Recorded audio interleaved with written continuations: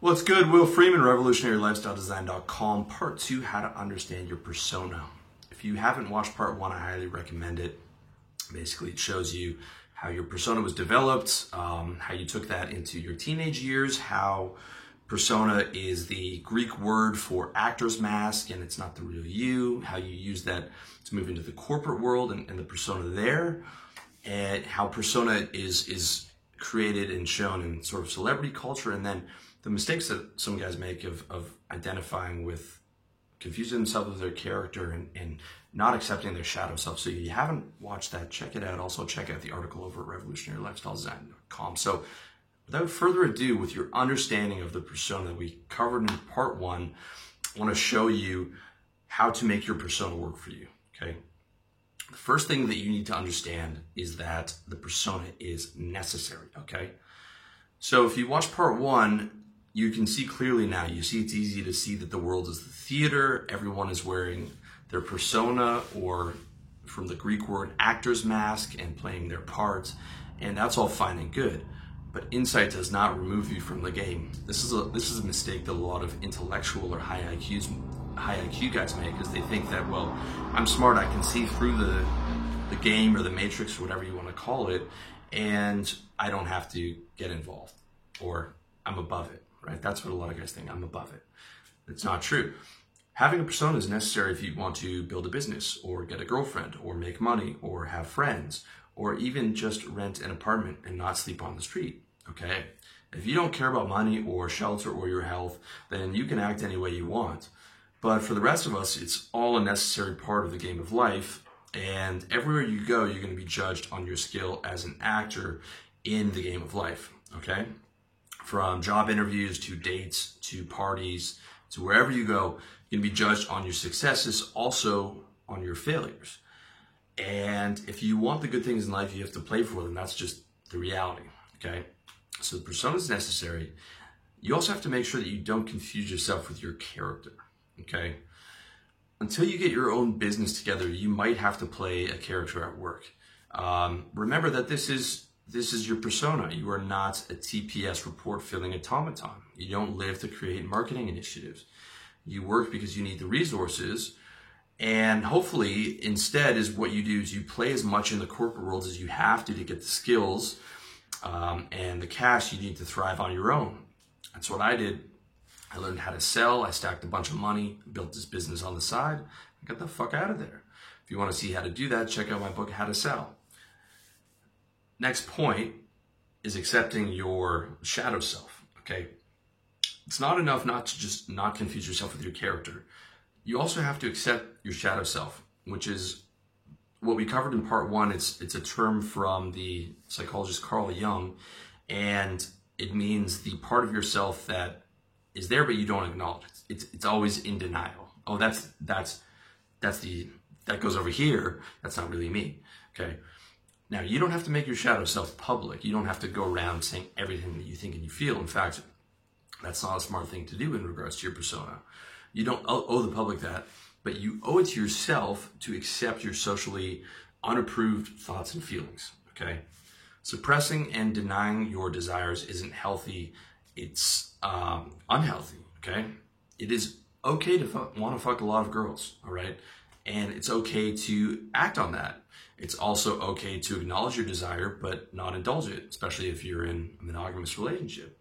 Okay, every single red-blooded guy out there is going to look at a girl, is going to look at a hot girl, and the impulse is going to come up to want to fuck her. And it could be in the elevator, you're seeing a girl's ass, and your impulse is just to throw her skirt up and fucking bend her over right there in the elevator.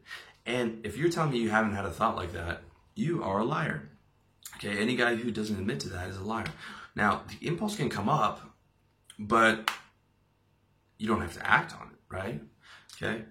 And you definitely shouldn't act on that one, throwing up a girl up against an elevator. You know, that's gonna end you up like Harvey Weinstein. The same goes with your violent thoughts, right? You can acknowledge that you want to hit your boss over the head with your keyboard, but you don't want to go to jail, so you don't do it, okay? It's just, you know, you have to be careful of what you indulge. You don't want to end up in jail. It's not a smart move in the game of life. But some of those thoughts, as you start to accept them in your shadow self, if they're not harmful to you or harmful to others, and they increase your happiness, you can indulge them, right? I started indulging a lot of sex with girls in my 20s, and I enjoyed it. I'm not nearly as active as I am now in my 30s because it's just not that enjoyable. But again, it's not from a place of shame. That's the important thing. It's just sort of accepting, like, hey, those are thoughts. Maybe they're not socially proved. They are coming to me because civilization's new, and I'm in this billion-year-old mammal's body, right? Whose primary goals are to survive and replicate. And a lot of those thoughts that I'm getting are because of those, because of those genetics. Okay, so that's an important thing to understand. Just make sure that if you're going to indulge the thoughts, it's not something that's going to harm you or harm somebody else. Okay, so that's acknowledging and accepting your shadow self. But the next point is, okay, so we've got all this understanding of the persona.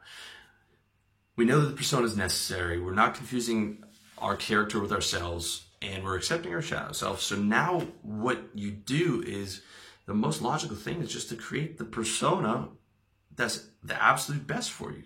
Okay, it just makes sense, right?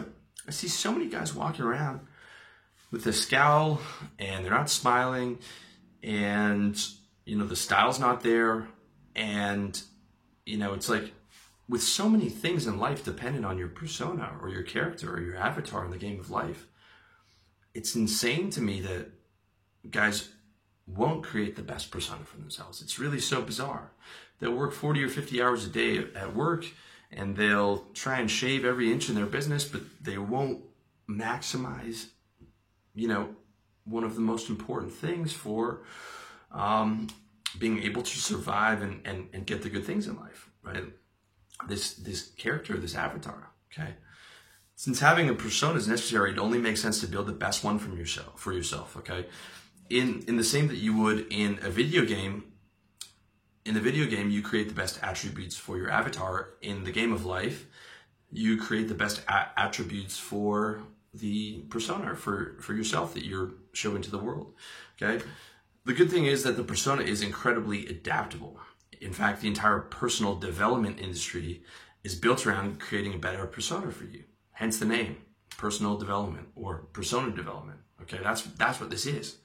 And you would be shocked. You'd be absolutely shocked at how much work you can put in if you compare it to like those guys who play Warcraft for 10 hours a day, upgrading their character in the MMO, massively multiplayer online video game.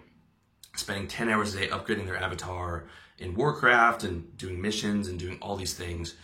The result is that they have massive progress and their character levels up massively. But if you focus that instead of the video game, you focus on life, you're going to have the same massive improvements if you're doing 10 hours a day on your persona in real life, okay? And real life gets you a lot more benefits than the life of an MMO or what you get out of an MMO. And just like in an MMO, you're bound to certain limitations of the game designed by our creator. Okay, you can't fly or you can't jump through walls or you can't look like a movie star, but there's a tremendous amount that you can do, okay? You can stay aware and reframe negative thoughts and beliefs. You can put together a new wardrobe for under $2,000. You can maximize your sexual market value. You can build a business and make 6 figures. You can change your posture, presence, learn how to speak with confidence, learn how to walk with a bit of a swagger. You can put on 50 pounds of muscle. You can start getting laid. You can get laid with multiple women at once. You can get insanely organized. You can create a social circle. I can go on, man. I can go on and on with this stuff. You have an incredible amount of control over your character when you're willing to put in the effort, and you see that having the persona is a necessity, and creating the best character, the best persona, the best avatar for yourself is only logical in the game of life, okay? In fact, that's just the basics. As your knowledge of the game deepens, you develop the power of influence, right? I'm speaking to you from this avatar right here, from speaking to Will Freeman right here. Character I designed and created, and I've been, leveling up.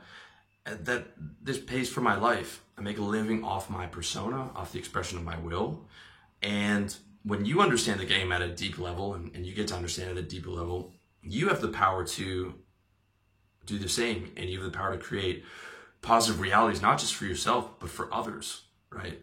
To create a more positive, happier reality for you, and a more positive, happier lifestyle for the people around you, okay? And that's a beautiful thing. So what it comes down to at the end of the day is this: creating the best possible persona for yourself and using that persona to enjoy the game of life.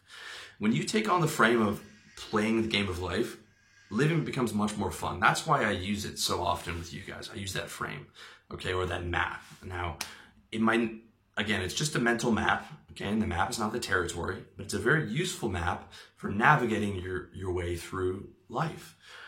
And when you look at the life as the frame of playing the game of life, it becomes much more fun, okay? I get to wake up every day, I get to play the game of life through this body, I get to use this persona to communicate with you guys on the professional level. I get to use my persona to get dates and talk with, and meet people. I get to enjoy my thoughts and letting my thoughts wander and thinking about different things. I get to level up and help people. I get to date women. I get to see sunrises. I get to drive my motorbike. All these other fun things in the game of life. And a large part of that came from the work that I put into the persona or the public facing version of myself. Okay, winning the game of life is not about how much you can accumulate, it's about how much you enjoy the game. All right, just like when you turn on a video game, you don't play it to become miserable, because someone else has a higher score than you. You play for enjoyment. So you create the best possible persona for yourself to navigate your way through life, because it's a necessity to have a persona, and you do it because it's the most enjoyable way to go through the world. Okay, you play a video game for enjoyment. You should look at the same frame as playing life for enjoyment. Okay. There's no sense in beating yourself up because some celebrity is having more success than you. Someone's always going to have more success or be taller or stronger, whatever it is, okay? All you need to do is focus on your game, beating your own personal bests, enjoying the journey, leveling up your persona, adding more attributes, adding more income, adding more, whatever it is that you're interested in, okay? That's the smart thing to do. That's the most logical thing to do, and it's the fun thing to do. Then you get to think about waking up to play, just like you were when you were a little kid. Before you confuse yourself with your persona, you're like, okay, I'm stepping back from the persona. Instead, I'm just going to use the persona as my instrument to play this game, right? I'm not going to get all upset. Someone insults me. I'm not going to get all worked up over these things. That's just, all that stuff is just coming through my persona. Okay, I'm going to try and go back to as much of that childhood happiness that I can get, even though now that I'm an adult, and I'm going to try and do it by making life fun again, okay? I'm going to try and walk with lightness of step and lightness of spirit. And I can think about charming and greeting everyone I met like I was when I was a little kid. And I'm going to think about doing something every day to level up my avatar. And I'm going to think about studying the game, learning how to influence and learning how to maybe help other people and how to create newer and cooler realities. And in short, you're going to think about making your life and your persona and everything as fun and enjoyable as possible. And that's it, baby. So I hope you found that useful. Again, check out part 1 if you haven't watched it already. And again, check out the article because there's a lot of information in there. And we're going to be doing a lot more work on this stuff in the next couple of years. There's going to be a lot of deeper stuff in terms of playing the game of life and understanding the game of life that's really going to blow your mind. So if you like that, please let me know in the comment section. Stay tuned because there's going to be a lot more of this stuff coming. So as always, I want to thank you for watching, listening, and I wish you all the best in your personal development journey.